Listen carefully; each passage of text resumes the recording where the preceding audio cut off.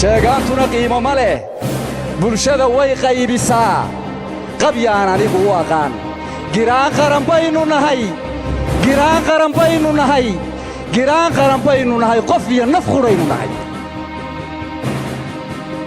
iyo magacayga gaarka ahba walaalahayo waa ku wadnay inaad sidaa noo soo dhowaynaysaan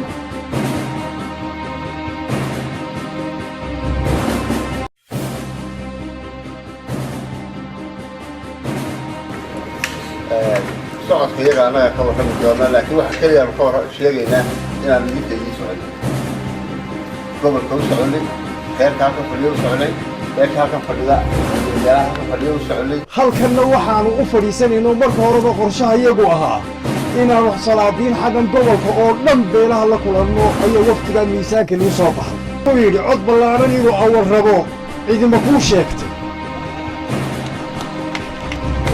samaroon cududiisina inay helaan cidima kuu sheegtay araboon cidi ka maqnayn cidhifyada inay hayaan cidima kuu sheegtay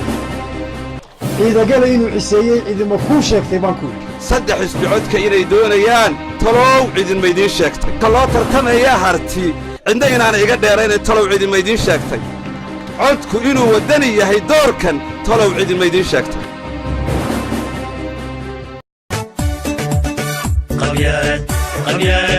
qabyaalad hogdheer haddaan kuubsanno dadkuna ka hadhaan haybiyo qoloqolo haybiyo qoloqolo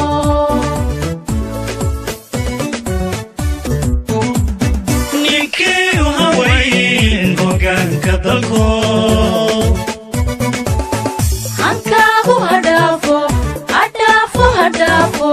hankaagu hadhaafo reer hebel hankaagu hadhaafo hadhaafo hadhaafo hankaagu hadhaafo reer hebel Somaliland jidka ay cagta saartay waa mid calaamatu su'aal gelinaya nabadda wada noolaanshaha iyo wada jirka Somaliland markaad eegto dhaqdhaqaaqyada beelaysan ee ku dhisan qaab xulafaysi iyo humaagiyada laga hagayo daaha dabadiisa ee qabyaalada ku dhisan qabyaalad hogdheer haddaan kuubsanno dadkuna ka hadhaan haybiyo qoloqolo haybiyo qoloqolo muddooyinkii u dambeeyey waxaa isa soo tareeyay oo aynu shaashadaha ka daawanaynay sida qaawan ee badheerka ah ee xisbiyada waddani iyo kulmiye ay ugu ololeynayeen qaab qabyaaladaysan iyagoo oo doonaya in ay awood qabiil isku muquuniyaan faan aan fara la iskula tegin si aan waxba la iskula hadhin aan daawanno dhoolatuska dhex maray iyo suldaamada baanayay ee goodigoodu ahaa in iyagu ay sanadkan guulaysan doonaan awooddoodana ay ku muquunin doonaan wuxuu yidhi cod ballaaran inuu awal rabo cidima kuu sheegtay samaroon cududiisina inay helaan cidima kuu sheegtay araboon cidi ka maqnayn cidhifyada inay hayaan cidima kuu sheegtay ciidagala inuu ciseeyey cidima kuu sheegtay baan ku yidhi waa yahay carruur iyo ciroolaba habar jeclo abaalkii inay celinayaan cidima kuu sheegtay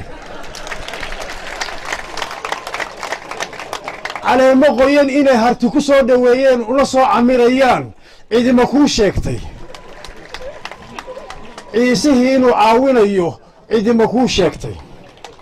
cod iyo cudud bayna sanadkaa maanta barakaysan yihiin cidima kuu sheegtay saaxiibkay suldaankii guud tixii uu halka ka tiriyey waan uga mahad celinayaa waana soo dhowaynaya waana ku faraxsanahay waxaanse leeyahay saddex isbicodka inay doonayaan talow cidinma idiin sheegtay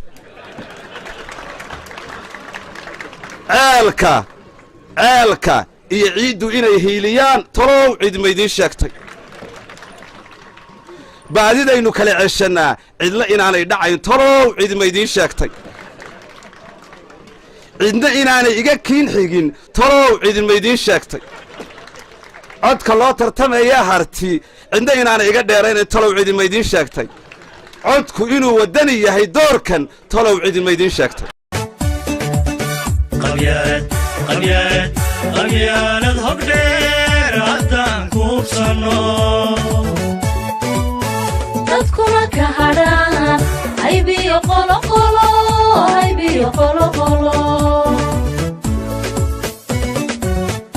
aan wada daawanno mar kale hirdanka iyo codraadiska siyaasadeed ee qabyaaladaysan iyo kulamada lagu urursanayo xulafo gaar ah oo ka hortay gobolka Sool waxaase niyad jab uu ku dhacay daayartii dalka ku dhaqnayd oo ku dhagabarjoobay weedhaha xanafta xanuunka iyo xulafada qaab dhismeedkeedu yahay qabiilka guud ahaan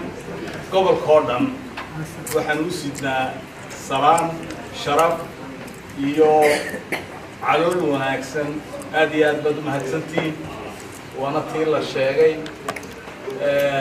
waynu wada hadli doonaayo waxaanu la soconno waynu ka wada hadli doonaa digamaa celino wey marka waxaan leeyahay boqolkiiba 500 ayaan diga mahad celinaa sa karaama iyo qiimaha leh loo soo dhaweysay milgaaya maamuus kale runtii waana filayno waa diga filay wana farxad gelisay si qiimo leh baa loo soo dhaweysay aadna waa ugu mahadsantiin baahida aan la soconayna inkastoo abaskuul warna iskuma kasaaga meel lama wada jeedo warna iskuma taagala Soomaaliya aad iyo aad ugu mahadsantiin wablaad waxaad moodaa hadalkiiba inay idinku soo gabagabayseen waxaan se yar taabanayaa maxaa noogu soo warrani weydeen dee nin gurigiisii ka tegayoo gurigiisii kala tegayaa waxba warbixin iyo waxa laga yaabaa inaanu u baahnayn waqtiga ballaaran ee beelaweynta Subeer Awal ee aanu annaguna dhalay ee hogaaminaya Sultaan Xasan Sultaan Cabdullaahi Sultaan Cabdiraxmaan iyo salaadiinta faraha badan iyo guurtida iyo cuqaasha waxaanu leenahay soo dhawaada anigoo ku hadlaya dhammaan shacabka gobolka Sool afkoodii soo dhaweynta ballaaran ee diiran ee ilaa maanta aan ugu sugayseen inaan ugu soo dhaweysaan gobolka Sool caasimadiisa Laascaanood anigoo ku hadlaya magaca waftiga iyo magacayga gaarka ahba walaalahayo waa ku wadnay inaad sidaa noo soo dhaweynaysaan waa ku wadnay inaad insha Allah bidmillaahi kariim saan noogu diyaar garoobaysaan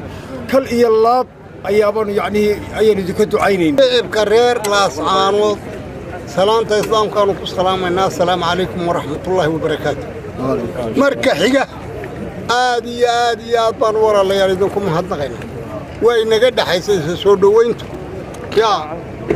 maanta oo dhan baana sugayseen anana waa idiin soo socon sidaas suldaanka guud yidhi ayay noogu dhan tahay ayaan darro ka weyni ma jirto dal indheergaradkiisu uu hakranayo oo aanu hoos u eegahayn oo kuwii wax u bartay qabiil ay dugsanayaan waxaa muddooyinkii ugu dambeeyey siyaasadda iyo saaxadda Somaliland ku cusbaa xulafaysi aad moodo in hadhow la isku muqoonin doono una muuqda in reero siyaasadda ku kala aargoosanaya ay ku hirdami doonaan doorashada soo socota taas oo salka ku haysa tabashooyin iyo hurgumooyin qarsoona oo hadda madaxa la soo kacay haddaba su'aashu waxay tahay yaa u cida oo ka saaraya marxaladan kala guur iyo awoodahan hirdamaya ee qabyaaladaysan xulafaysiga iyo urursiguna uu ku celin karo ama uu abuuri karo dhibaato hor leh ninkii hawayn hoggaanka dalko hankaagu hadhaafo hankaagu hadhaafo reer hebel hankaagu hadhaafo hankaagu hadhaafo reer hebel